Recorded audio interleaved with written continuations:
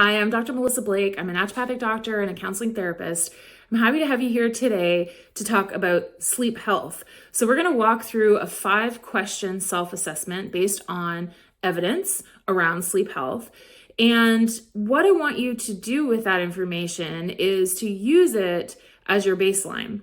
So we're self-assessing here. We're not diagnosing, right? We're not diagnosing a sleep disorder. We're just getting an idea of where we each stand in terms of the quality and quantity of our sleep. So this goes beyond just measuring how many hours you're getting a night, but it takes into consideration how sleep affects us and what are the signs and symptoms that might be an indication that you are or are not getting enough sleep, okay? So the first question is, do you rely on your alarm clock to wake up? And our scoring is always going to be 0 for always. The answer is always, you're going to put 0. If it's sometimes, you're going to use 1. And if it's rarely or never, you're going to use 2. That's the same for all of these questions. Do you rely on your alarm clock to wake up? This means that you will not wake up. You will always sleep late unless you use your alarm clock, okay? If you're tired within a few hours of waking, this is like, I just woke up, I had breakfast, I maybe did a few things. Now, if I sit down, my eyes are droopy, my head is foggy, I could have a nap. Do you need caffeine?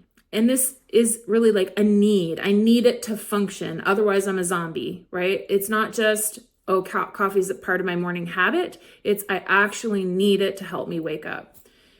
Do you spend less than 6 hours per night asleep? And this is asleep, okay? So it's not time in bed. It's from the time you fall asleep until the time you wake up. And then the last question is if you spend more than 30 minutes awake during the night. And again, this isn't just the amount of time it takes you to fall asleep. It includes that, but it's also any time that you're awake through the night for whatever the reason is. And if that's happening consistently and it's more than 30 minutes a night, you're going to give yourself a 0. Okay, so pause the video now, answer the questions, and then come back. So what does this all mean? So if you get a 10 out of 10, I would categorize you as an expert sleeper. You win the sleep game. Send me an email and share all your secrets, okay? Because 10 out of 10 is wonderful. It's a pretty good indication that the amount of sleep you're getting is just right for you. If you scored an 8 or a 9, I would categorize you as sleep savvy. So you're doing a lot of really good things. Your sleep is on point. There might be some room for optimization. So I would encourage you to continue testing different habits and refining your sleep routine to see if you can get that perfect 10 out of 10.